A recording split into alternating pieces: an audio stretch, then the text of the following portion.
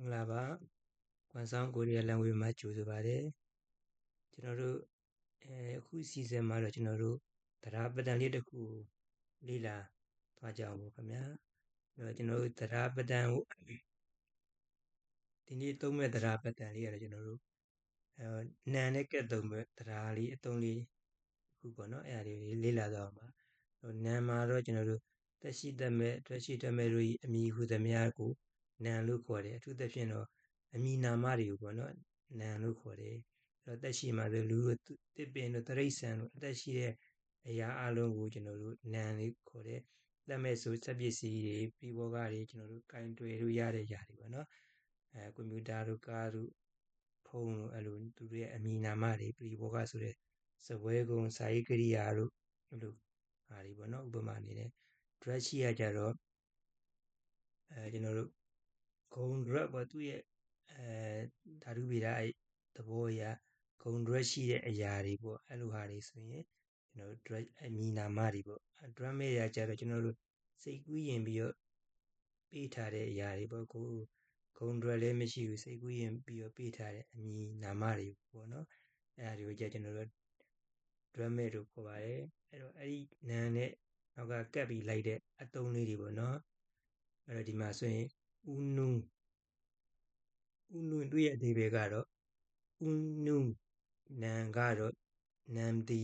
နံကဆိုနံနောက်ကတွဲလိုက်တာအဲ့တော့နံတီနံကတော့စကားပြောမှာဆိုရင်တော့နံကတော့ပေါ့နော်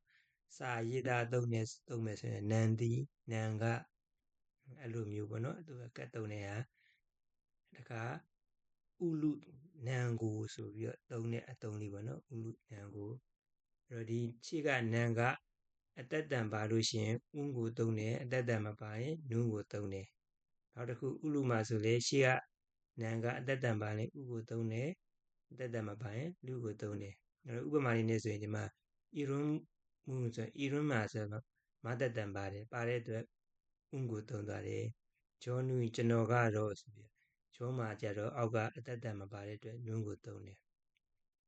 ကျွန်တော်ဒီမှာဂျောဆိုရင်ကျွန်တော်တို့ကမြန်မာတရားမှာဆိုရင်ဒါဂျောဆိုကျွန်တော်ကျမဆိုတာကတော့ကျွန်တော်မြန်မာတရားမှာဆိုရင်တော့ဒါနန်စားတွေပေါ့အမေကိုရီးယားတရားမှာတော့ကျွန်တော်နန်စားအနေနဲ့တော့ကျွန်တော်တို့ရှိမရှိတော့ကျွန်တော်မသိဘူးပေါ့နော်အခုကျွန်တော်လေ့လာမိသလောက်တော့နန်စားအနေနဲ့တော့သူတို့ကအတိတ်ပဲခွဲတာမတွေ့ဘူးနဲ့နန်အနေနဲ့ပဲကျွန်တော်ဒီမှာယူသုံးတာပေါ့နော်ကျွန်တော်ကတော့ဥလူဆိုရှေ့အောက်မှာစာအုပ်ရဲ့အောက်မှာခန်းငယ်တယ်လေးပါတယ်ပါတဲ့အတွက်ဥကိုသုံးတယ်အတ္တတံမပါရင်လူကိုသုံးတယ်ဘဲဆိုရင်ဒါဆိုရင်သင်္ဘောဝမ်ဘတ်ကျွန်တော်တစ်တော်ဒီပေါ့နော်ဘဲအဲ့ဒီနောက်မှာဆိုဘဲမှာဆိုလေအတ္တတံမပါတဲ့အတွက်လူကိုသုံးတယ်ဒီနမူနာစာကြောင်းလေးကိုကျွန်တော်ကြည့်ရအောင်ပေါ့နော်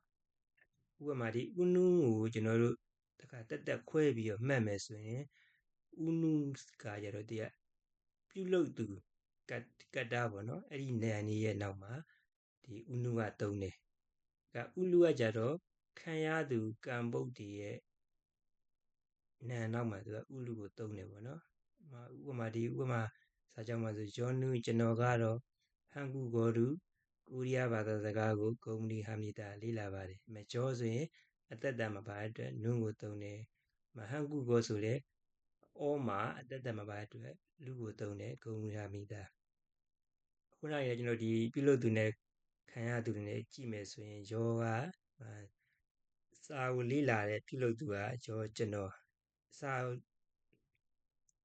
လေ့လာတဲ့ဘာသာစကားခံရတဲ့လေ့လာခြင်းကိုခံရတဲ့ဘာသာစကားကကိုရီးယားဘာသာစကားအဲ့တော့ကြတော့ဟန်ကူကိုရီးယားဘာသာစကားကိုဆိုပြီးသူကလေ့လာခြင်းခံရတဲ့ဘာသာစကားပေါ့နော်အဲ့လိုမျိုးသူကခံရသူကံအနေနဲ့ကျွန်တော်တို့ကဒီမှာဒီအမည်ပေါ့နော်နာမည်ပေါ့ဟန်ကူကိုရီးယားဘာသာစကားကိုကုမ္ပဏီဟာမိတာလေ့လာပါတယ်နောက်စတဲ့ကြောင်းမှာဆိုရင်ဂင်မင်းကတော့ပပုထမင်းကိုမစုံနေတာစားပါတယ်အဲ့တော့ဒီမှာတဲ့မင်းပါတယ်နာသက်ပါတဲ့အတွက်သူ့နောက်ကဥလိုက်တယ်ပမှာတဲ့ဘာသက်ပါတဲ့အတွက်ဥလိုက်တယ်အဲ့တော့ဂင်မင်းကစားတဲ့သူကဂင်မင်းအဲ့တော့ပြုလုပ်သူကတ္တာဂင်မင်းအစားခြင်းကိုခံရတဲ့ထမင်းက မှာခံရသူကံပုတ်အဲ့ကျသူ့ကိုခံရသူနောက်မှာဥလူကိုတွေ့ခဲ့တယ်ဒီခံရသူဒီနန်းတော့ဒါလည်းနန်းပဲကွာသူ့ကိုတော့ဥနုနဲ့ကတ်သုံးမယ်ဆိုပြီးတော့သွားသုံးလို့မရပါဘူးဒါဆိုကျွန်တော်တရားပတန်ကကျွန်တော်မှားသွားမှာပေါ့နော်အဲ့တော့ခံရသူကံပုတ်တွေနောက်မှာဆိုရင်ဥလူကိုလိုက်ပါတယ်ပြုလုပ်သူကတ္တရဲ့နောက်မှာဥနုကိုလိုက်ပါတယ်ခင်မင်းမှာတဲ့အာဒီကတော့နံပုတ်ပဲကွာဒီနံပုတ်ဆိုရင်ငါတို့ဥလူကိုသုံးလိုက်မယ်ဒီဆက်နက်မှာသွားသုံးလို့မရပါဘူးသူကပြုလုပ်တဲ့သူဆိုတဲ့အတွက်ပြုလုပ်တဲ့ဥနုကိုပဲကျွန်တော်တို့သုံးရမှာပါခံရသူဆိုရင်ခံရသူနောက်မှာလိုက်တဲ့ဒီနံသုံးပဲသုံးရမှာပါကြည့်လို့ကိုကမှားပြီးတော့ပြောင်းသုံးလိုက်မယ်ဆိုရင်ဒါတရားပတန်နေနဲ့မှားတော့ပါပြီပေါ့နော်ခင်မင်းနုခင်မင်းကတော့ပါဘူးထမင်းကိုမောစနေတာစားပါတယ်နောက်တစ်ကြောင်းအနေနဲ့ကျွန်တော်တို့အင်းဆောင်နုအင်းဆောင်ကတော့ချက်ကုစာအုပ်ကိုပြစ်စနေတာဖတ်ပါတယ်အင်းဆောင်ကစာအုပ်ကိုဖတ်တဲ့သူပြုလုပ်သူကတ္တချက်စာအုပ်ကတော့ပြုလုပ်ခြင်းကိုခံရတယ်ခံရသူစာဖတ်ခြင်းကိုခံရတဲ့စာအုပ်ကခံရသူကံပုတ်အဲ့မှာအင်းဆောင်မှာကကျွန်တော်တို့နတ်သက်ပါတဲ့အတွက်ဥကိုသုံးတယ်ရှေ့မှာတဲ့ကျွန်တော်တို့ဒါဆိုရင်ဂါသက်ပါတဲ့အတွက်ဥကိုသုံးတယ်ဣစုမိတာဖတ်ပါတယ်နောက်တစ်ခုဂျောနုကျွန်တော်ကတော့ခင်မင်းနုစာရဟမိတာကျွန်တော်ကတော့ခင်မင်းကိုစာရဟမိတာခင်မင်းကိုစာရဟမိတာရှစ်ပါတယ်အဲ့မှာဂျောဆိုတာကျွန်တော်ရှစ်တဲ့သူပေါ့ရှစ်ချင်းကိုခံရတဲ့သူကခင်မင်းအဲ့တော့ခင်မင်းကတော့စာရဟမိတာခင်မင်းကိုစာရဟမိတာရှစ်ပါတယ်ဒါကကျွန်တော်တို့တရားပတန်လေးပေါ့နော်အဲ့ဆိုတော့ကျွန်တော်တို့ဒီအခုဒီကတရားပတန်လေးအသုံးတော့ဒါဆိုရင်တော့ကျွန်တော်တို့ကွဲပြားလောက်ပြီလို့ကျွန်တော်တို့ထင်ပါတယ်ဒီပြုလုပ်သူကတ္တနံနောက်မှာဆိုဥနုလိုက်ပြီးတော့ခံရသူကံပုဒ်ရဲ့နောက်မှာဆိုရင်ဥလူလိုက်ပါတယ်သူရဲ့အသုံးလေးမှာရှေ့ကအသက်ပါတယ်အသက်ပါတဲ့နံပြုလုပ်သူဆိုရင်ဥကိုသုံးပြီးတော့ခံရသူရှေ့ကနံမှာအသက်ပါရင်ဥကိုသုံးတယ်အသက်မပါရင်လူကိုသုံးတယ်မပြုလုပ်သူနံမှာလည်းအသက်ပါရင်ဥကိုသုံးတယ်အသက်မပါရင်လူကိုသုံးတယ်ဒါဆိုရင်တော့ကျွန်တော်ဒီနေ့နာနဲ့တွဲသုံးတဲ့တရားသုံးပတန်လေးတခုတော့ကျွန်တော်တို့ပတန်ဆိုတာလည်းကျွန်တော်ဒီကဟောပါပေါ့နော်တရားသုံးလေးပေါ့အဲ့ဒီတော့ကျွန်တော်ဒီနေ့လေ့လာပြသွားပါပြီအဲ့တော့ဘာသာကိုယ်ရဲ့လမ်းခွင့်ပေးရှုနေကြသူတငယ်ချင်းမိတ်ဆွေပေါင်းတဲ့အားလုံးကျမ်းမာချမ်းသာတော်မူကြပါစေခင်ဗျာ